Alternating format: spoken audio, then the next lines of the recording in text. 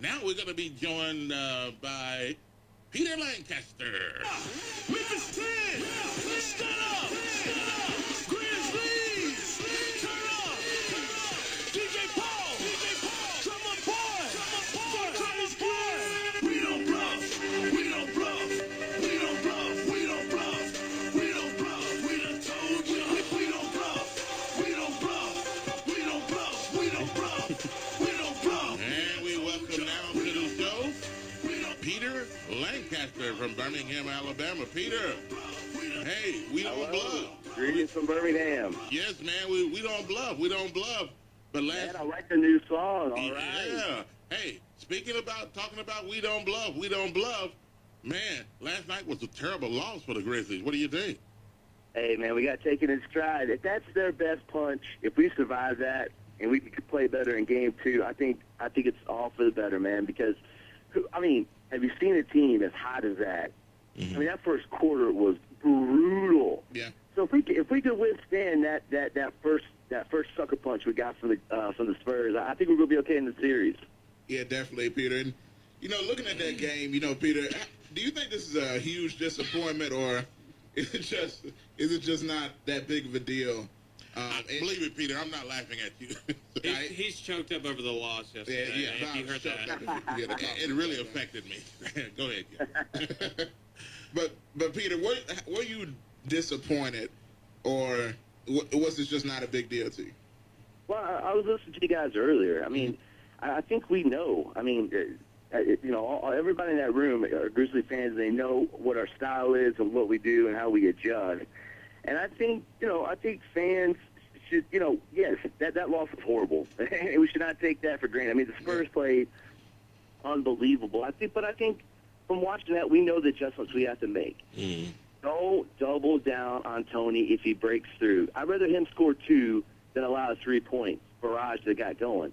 Because the Spurs are they're the 4th best this season going into the playoffs, shooting a 3-pointer, shooting 37%. And we were number 2 defending it with 33%. Now, where did we lose that? I mean, that we just lost, we lost control, we lost focus there. And I think those are the adjustments they're going to make today going into the game on Tuesday. And Bonner's not going to get that many open looks. And he's never going to shoot 60% from the 3-point line again. I mean, what was he? Bonner, I mean, he was 4 for 6. Yeah, 4 for 6. And Kawhi Leonard was 80% shooting 4 or 5. That's not going to happen. That was lightning in a bottle. Yeah. All 3 of those guys, Green, Bonner, and Leonard will probably never have that game collectively again in the rest of these playoffs. That was just awesome on their end. Exactly, and what are your thoughts? I know we had the last call on before you did. So Tayshaun needs to average 15 a game, and if he doesn't, we're losing the series. And Peter, I think we'll lose that would be great though if he could average 15 points. It'd be great. Yeah, that would be great. Yeah, but if we're relying on that, I think we'll lose the series. Well, considering Tayshaun's averaging less than 7 a game in the playoffs, I don't see that happen. I know what your caller was saying. Ideally, that's what you want to happen from your small forward. Yeah. But that's not what Tayshaun is to this team. Tayshaun is that guy who defends and who can get the ball into the post without, creating and causing turnovers. Now, what do you think about my theory about Quincy Pondexter, who's been very productive in the playoffs? Would it be too drastic of a move to try to put him in the starting lineup, and do you think it would be any more effective since he's been shooting? Or if it'll offset him from his effectiveness? I think maybe if we lose game 2, maybe that's something we consider. But I think for all intents and purposes, Quincy is that punch along with Bayless that comes off that bench that gives us added energy, that gives us, quality. I think Quincy's turned into a better defender during the season and going into these playoffs. And I think he adds that element to our second unit. Yeah. I don't know how Tayshaun would gel with Bayless. I think Bayless and Pondexter they got good chemistry right now coming off that bench, and that might be stirring it up just a little too much. But hey, who knows? I mean, going into game 3, that might be what strikes it for us. Yeah, Peter, I think if we do that though, I think we'll be showing big, huge signs of desperation. And I think the Grizzlies need to continue to play their basketball irregardless, if we lose 3 games straight, continue to be who you are, and not to allow the other team to bring you out of your lineup and move into a desperation mode, but continue to execute better the next night before the night before that you did. So yeah, go ahead. You saw that in that Clippers game too, that game 7, where there's a bunch of guys that didn't even play. Like, remember Crawford? He didn't play at all in the second half. Yeah. And they brought in Willie Green and Grant.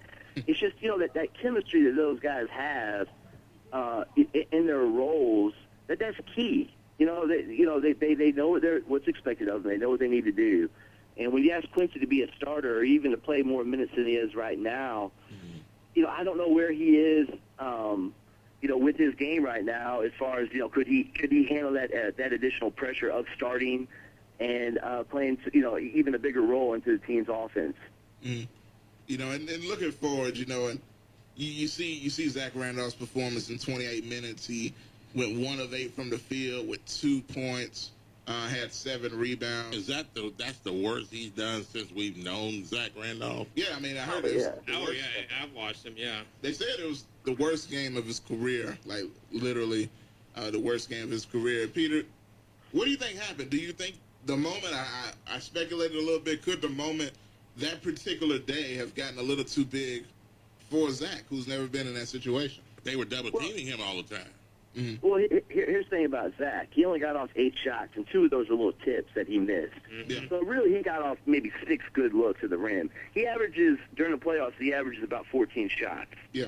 Okay, so you've already, and granted, he didn't play, half of the fourth quarter, but that's already 6 shots you've taken away from Zach already that he normally gets during a game.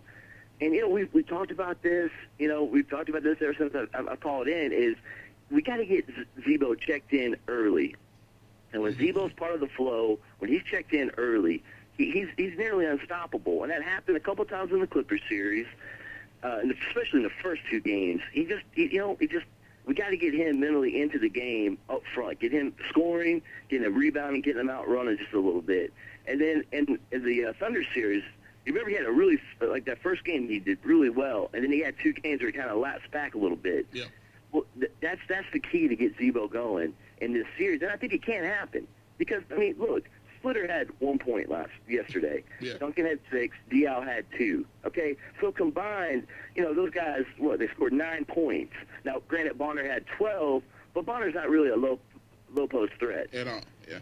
Okay, so there wasn't really a whole lot of scoring down low. All right. Yeah, which is true. Even Gasol's points with jump shots. Yeah. Yes.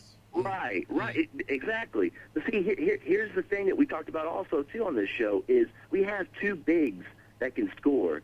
If it's not happening for Zebo, stop putting the pressure on him. Yeah. Get Mark more involved. Let Zebo get in the flow of the game, get some of those garbage baskets and putbacks. I think all of it will take care of itself. I really do. Yeah, and, you notice kind of a disturbing trend the past, including the game 1 versus the Spurs and then the last 2 games versus the Thunder.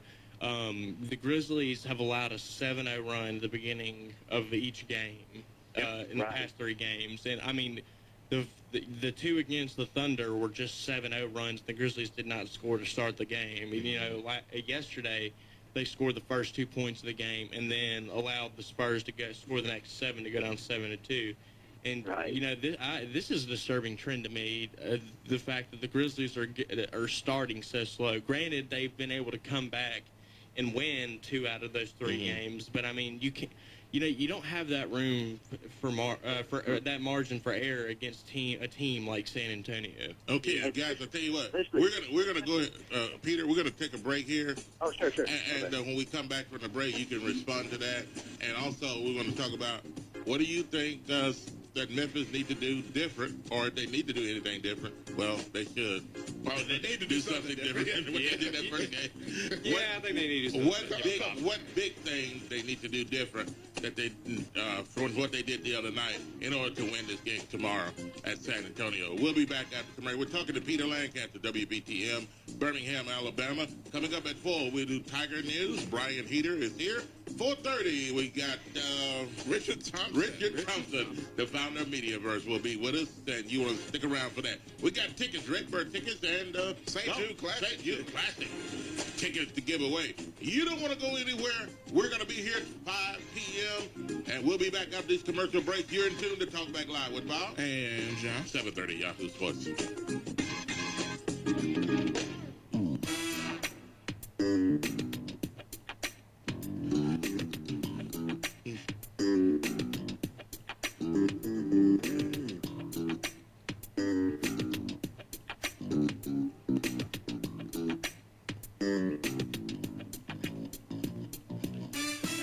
Welcome back to the show, Talk Back Live with Bob And Josh. And we were just talking to the guys about some things that they had to forgive us for, but it's all forgiven. And but hopefully they don't get too lost, bent out It's of all shape. good, Because Bob. It's I all know good. it's something good, but I promised you guys I was going to do it, but I didn't. If they win tomorrow, you're gonna bring some. Oh yeah, okay, there you go. All right. Good Well, deal. he's telling you. Go to Yeah. Jason, you too, man. Got you. got a ring. I like that. All right. Shout out to Mr. Goldwood. Absolutely. Yeah, Shout out to our man. producer Jason. Man, he is a gold mine, isn't he? I'll tell you. Well, that's his name. Yeah, there you go. Welcome back to the show, and our guest, Peter Lancaster, WVTM, out of Birmingham, Alabama. Yes, sir. And Peter, man, Yes, sir. what do these guys have to do Tuesday night? Big thing that they have to change Tuesday night in order to win this ball game. Well, kind of going back, I think Brian was asking a question about, the tempo, the start of the game. I think that's key. Right.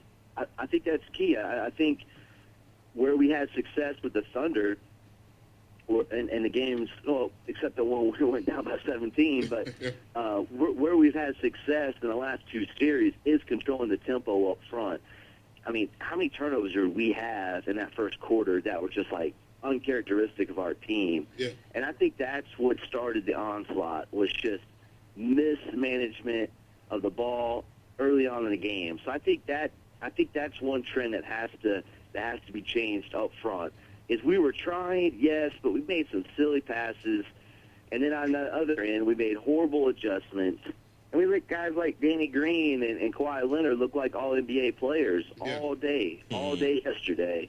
So I think those two matchups we have to do better at, and I think not doubling Tony. Let Tony get his points. Let Tony Parker get his points. I mean, the top 5-point guard. We've talked about that before. I mean, we're all in agreement. He's one of the best point guards in the league. Yeah. Let him get his. And if we can keep Duncan and Slitter to under 10 points apiece and guard Kawhi Leonard and Danny Green a little tighter, and then not let Matt Bonner come off the bench be like, their home run hitter, I think we could be okay in game two. I really do.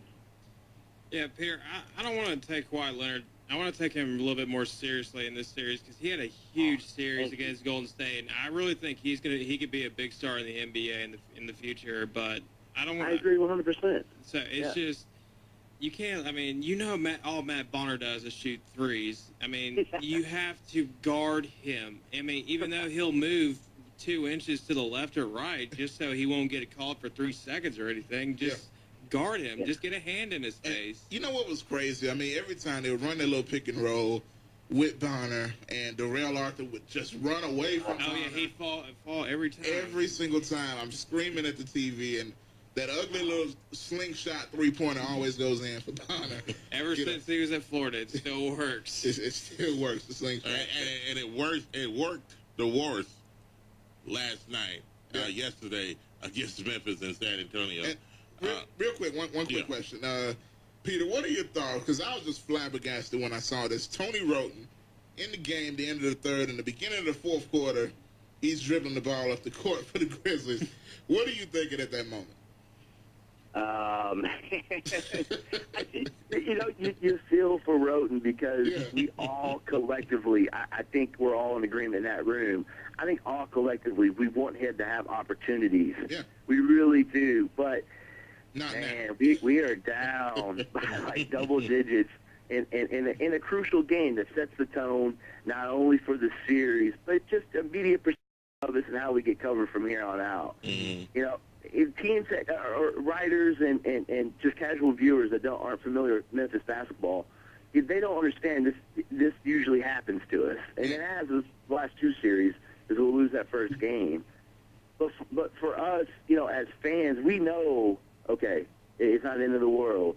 But yeah, with Roten, with that turnover, man, yeah, you feel for him because, you want him to do well, but at the same time, it's like, come on, man, we got a game here, we're trying to win. Yeah. Okay, guys, they lost to San Antonio, 22 points? Yeah, 105-83. All right, they lost to the Clippers, 21 points. All right, what is the difference? I think the difference to me is, like I said earlier, it's the hype heading into the game. The emotions after that last win over Oklahoma City, you know what I mean? You got people heading to the airport, beat the Grizzlies down there, and, this hype, first time ever in the Western Conference Finals, and then, boom, you get punched in the mouth with a bunch of threes, and a Grizzlies team that you just don't recognize, know, and I almost wonder, were they too friendly with the Spurs? I mean, I saw Zach laughing with Tim Duncan, and, I think Tony Allen gave Tony Parker a hug after he tripped him at half court. I'm like, what is going on? You're down by 20-something points. It's a different NBA. Yeah, I guess, but I don't know. Were they too soft? I mean, you like you were talking about, these guys were speaking, they were smiling and laughing and joking with each other. I mean, did that take away any seriousness in this game, or did it? I don't want to call this team It's not soft. going to look like that on Tuesday. It's not, man. I agree with you guys. I think we're focused now. That was a wake-up call. Yeah. Oh, absolutely. That was a big-time smack across the face, all five fingers, man. I think that's just Yeah, I think it's going to be a big-time difference when they take the floor Tuesday night in San Antonio, and I don't know why I want to keep saying the Alamo Dome, but anyway, AT&T Center there in San Antonio. Those are good times in the Alamo Dome. Yeah. The David Robinson years. I was about to say, about the Admiral, Thanks a lot. man. David Robinson, Sean Elliott years. Oh, man. Yeah, shout out to the Admiral. I'm sure he's listening somewhere out there. But, looking forward, game two. We always know the Grizzlies respond, and one thing that I found interesting, I heard Magic Johnson, I know, before the game saying that the Spurs need to pick up the tempo and run the Grizzlies, which it doesn't make any sense to me with a team that's extremely old to run them more. I mean, and I wouldn't mind the Spurs actually do that, but what's your thoughts on that game plan and strategy? Wait a minute, Peter. Now, hold on, Josh. Okay. Is this what the San Antonio Spurs did to us? Yeah, they did. Yeah, that's what they did. They outworked us in every way, man. Yeah. Because, see, here's what happened in our half-court set. Mm-hmm. We missed so many shots that they did. It wasn't like a fast break like a Clippers or a Warriors fast break. Mm-hmm. It was more we were scrambling, not in the right position, and then we overcompensate, and there's Matt Bonner, the Red Mamba, wide open. Yeah. Kawhi Leonard, wide open. Danny Green, wide open. I mean, come on. It's like we only had 4 guys on the court, and they had 6. Yeah. I mean, how are that many people so wide open? That will not happen on Tuesday. I guarantee you won't happen. Well, one of the things that Lionel Hollins says is that they're not supposed to be double teaming up, and when they did that, they left the guy open every single time. Stay to your assignment. And You can't do that against the San Antonio Spurs. Yeah, and they failed to stay with their assignment. And when they went to try to double team, then one of the guys were open, and they talked to another guy. Everybody gets confused. Now they don't know who they're going to cover, and they lose their man all over the floor. And so San Antonio just has a party with them, And, the most embarrassing thing to me in this game was that Tracy McGrady actually played 6 minutes and 45 seconds. That was the most embarrassing thing that ever happened to the Grizzlies. The Grizzlies just slapped themselves just for allowing that to happen. Well, I'm pretty sure they did several times after the game. But now we're here not to slap them today. We're here to encourage the Grizzlies, and you got Tell that everyone song? in Memphis to relax. You got it up. Pull it up there. We're gonna play our Grizzlies song, and we know they can do it in San Antonio, not at the Grindhouse, but we're gonna get them to do it right in San Antonio, Texas, tomorrow night at the AT&T Center. They're gonna what? No, I mean, we don't bluff. That's what this is. Oh, you playing the wrong song, man. They're supposed because it's so many different. We styles. don't bluff. All right. Well, okay. Well, we don't bluff. Well, we Anyway. don't We bluff. don't bluff but either. that's not Yeah. what I'm looking for somebody to whip something, man, in San Antonio. You messing up the thing. I know, Brian, look, Brian. I think I got it here. Am I? All right. Am I? I mean, Brian, not Brian. Peter. Yes, sir. Hey, man. What do you think the score is going to be? Guys, anybody can respond. All right, here we go. Tomorrow? Here we go. Here we go, Peter. I say, man, I think the key for us to win is keeping the Spurs in the 90s. If we can keep them in the 90s, I think we have a chance to win. Okay, and do you think that's going to be difficult to do, the way those guys were shooting up everything and hitting everything yesterday? Or is that just one of those things that just happened yesterday? Listen, honestly, the Spurs, to their credit, that was one of the most efficient games offensively that I've seen, where a team just totally dominated another team on one end. Mm-hmm. Okay, but there were some other things on our end that if we change and improve on, that those other things will not happen. Now, I mean, come on, how many crazy circus shots did they have that just kind of threw up and went in? I mean, I could probably name 4. I mean, they're just never going to have that happen all in one game again. It's not and then going. on top of it, have the other team perform so badly, then their best player have 2 points. It just won't happen again. Yeah, you're right, Peter. I agree with you, and that was a terrible game. Everything they threw up like it wanted to. It did go. Yeah. Those things just don't happen on a consistent basis. And real quick, I want to throw in. People need we got to go. Yeah, hurt. When the music stuff. One thing I got to remember, you look at this game, is you don't stop just one player. I know people want to focus on Tony Parker, but I just don't think that'll work on this team. This team is too much of a team to focus on one guy. This isn't Oklahoma City. Yeah. This isn't the Clippers and Chris Paul and nobody else. This is You have to worry about. You have to shut down everybody, not just one guy. And here's the song right here, Peter. This is what they're going to do tomorrow night at San Antonio. Do we have the volume?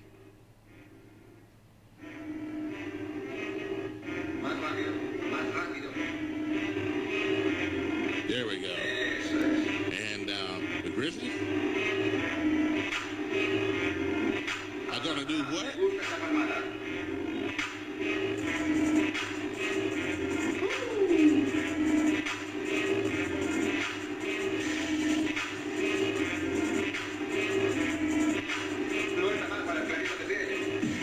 Here we go, finally. All right, we're going to have to wrap it up. Have to whoop down on the whatever it is. All right, here, we're going to go to a break. And Peter, it's been a pleasure, my man. WVTM out of Birmingham, Alabama. And we're coming up back after the Yahoo Sports Report break with Tiger News. And then at 4:30, Richard Thompson. You're tuned to Talk Back Live with Bob and John. 7:30 Yahoo Sports is KQPN West Memphis, Arkansas, Memphis, Tennessee. 7:30 Yahoo Sports, Memphis' sports station.